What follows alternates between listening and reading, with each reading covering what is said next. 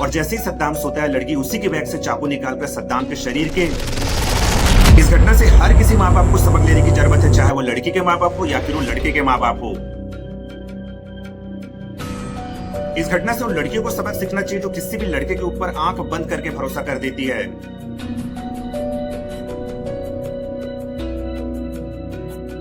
इस घटना से उन लड़कों को सबक सीखना चाहिए जो प्यार का झूठा नाटक करके सिर्फ लड़कियों की इज्जत के साथ खेलना चाहते हैं। एक सद्दाम नाम के लड़के का मर्डर उसी की गर्लफ्रेंड चाकू से गोद गोद कर देती है। आइए दोस्तों, कहानी शुरू से शुरू करते हैं और जानते हैं कि एक गर्लफ्रेंड को अपने ही बॉयफ्रेंड को आखिर चाकू से मारना क्यों पड़ा, क्यों उसकी हत्या करनी पड़ी। तो सोशल मीडिया का प्यार कितना ज्यादा खतरनाक होता है, हम इस केस से सीख सकते हैं और हमारे चिर परिचित लोगों को जो हमारे आसपास के दोस्ती यारी है उसे सिखा सकते हैं कि भाई सोशल मीडिया का प्यार कितना ज्यादा खतरनाक होता है। आज से करीब 2 साल पहले 25 साल का मोहम्मद सद्दाम, जो कि बिहार का रहने वाला है, वो छत्तीसगढ़ के अवनपुर आता है किसी फैक्ट्री में, किसी कंपनी में काम करने।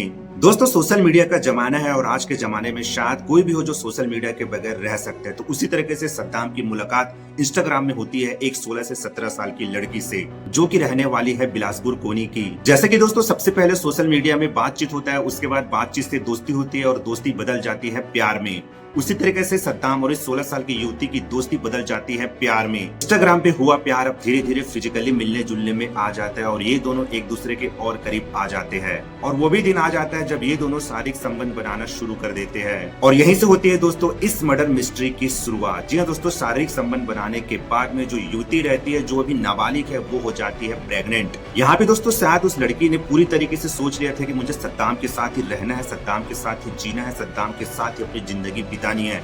लेकिन शायद सद्दाम का सोच कुछ दूसरा था। लड़की जैसे ही प्रेग्नेंट होती है, वो सद्दाम को शादी करने के लिए फोर्स करती है, सद्दाम को शादी करने के लिए बोलती है, लेकिन सद्दाम ऐसा कुछ नहीं करता है। सद्दाम शादी करने के बजाय वो बच्चे को अबॉर्शन कराना चाहता था, बच्चे को गिराना चाहता था। और इसी बात को लेकर दोनों में लड़ाई झगड़ा होते रहता था और लड़ाई झगड़ा धीरे धीरे बहुत ज्यादा बढ़ता गया। जहाँ पर एक तरफ लड़की चाहती कि सद्दाम से शादी करके अपनी जिंदगी बिताए, तो वहीं पर सद्दाम चाहता था कि लड़की इस बच्चे को अबॉर्शन करा दे। दोनों के बीच जब लड़ाई झगड़ा बहुत ज्यादा बढ़ जाता है और बात बहुत आगे तक निकल जाती है, तब ये दोनों मिलकर फैसला करते हैं इस मैटर को सुलझाने की। और बात होती है रायपुर में किसी जगह पर मिलने की। एक तरफ जहां पर सद्दाम अभरपुर से रायपुर पहुंचता है, तो वहीं पर दूसरी तरफ बिलासपुर से वो जो नाबालिग लड़की है वो पहुंचती है रायपुर। और दोनों रुकते हैं रायपुर रेलवे स्टेशन के पास में एक लॉन्च में। और वो लॉन्च होता है A1 लॉन्च और कमरा नंबर होता है 103। लेकिन यहाँ पर सद्दाम को क्या पता कि जिस कमरा नंबर 103 में रुके हैं, वहाँ पर उसके साथ कितना बड़ा हादसा होने वाला है। काफी देर तक लड़ाई झगड़ा होने के बाद में, काफी देर तक बातचीत होने के बाद भी जो ये मामला रहता है ये शांत नहीं होता है, बल्कि मामला और ज्यादा बढ़ जाता है। जैसे कि दोस्तों ये दोनों 27 सितंबर को होटल में रुके थे और होटल में रात भर रुकने के बाद में अब 28 सितंबर की सुबह निकल जाते हैं रायपुर के आसपास एरिया में,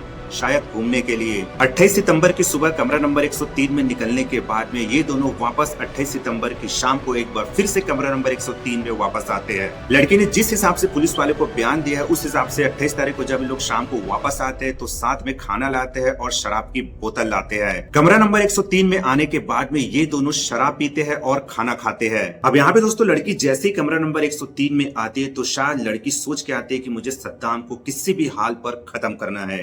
क्योंकि यहाँ पर जो नाबालिग लड़की है वो सद्दाम को समझाते समझाते काफी ज्यादा थक गई थी, काफी ज्यादा परेशान हो गई थी, इसलिए वो सद्दाम से बदला लेना चाहती थी। और अब उसे तलाश रहता है उस मौके का जिससे वो सद्दाम से बदला ले सके, सद्दाम को मार सके। और उसको मौका भी मिल जाता है जब सद्दाम को दारू पीने के बाद, शराब पीने के बाद नशा ज्यादा होता है, सद्दाम सो जाता है। और जैसे ही दोस्तों सद्दाम नशे में सो जाता है, वैसे ही लड़की चाकू निकालती है और सद्दाम के ऊपर ताबड़तोड़ हमला करना चालू कर देती है।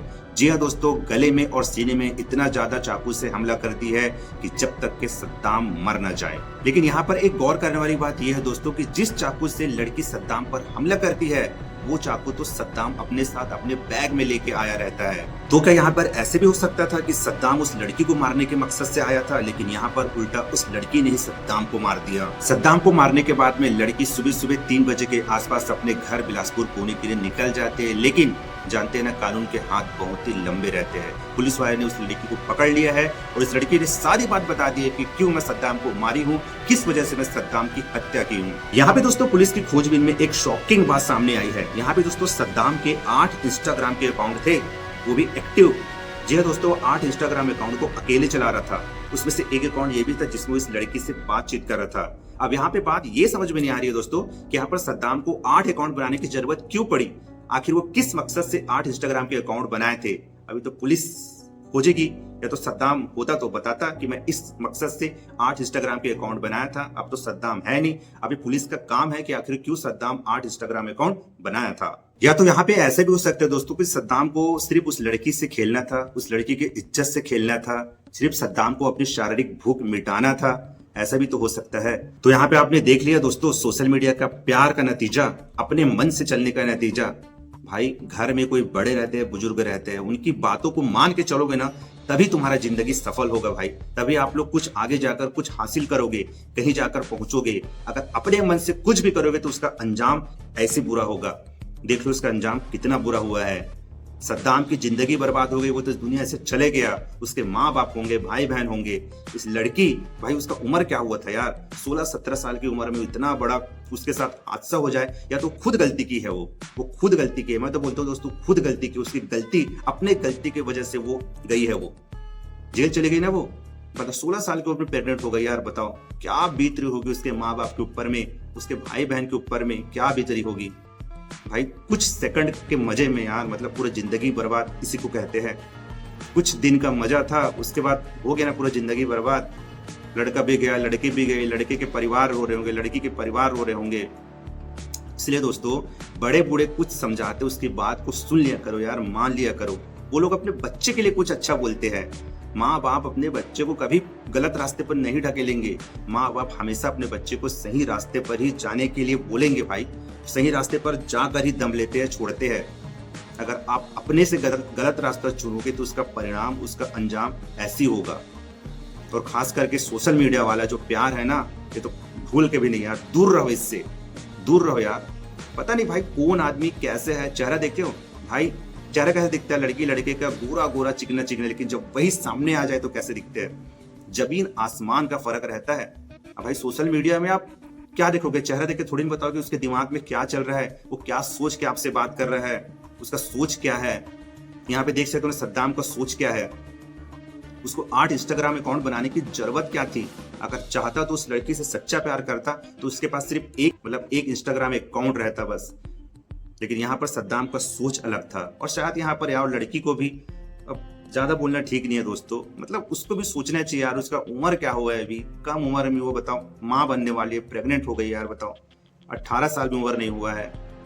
लड़की को भी सोचना चाहिए यार, लड़कों को भी सोचना चाहिए। तो भाई इस कांड से बहुत कुछ सीख सकते हैं भाई, समझ सकते हैं, गलत होने से बच सकते हैं, गलत रास्ते में जाने से बच सकते हैं।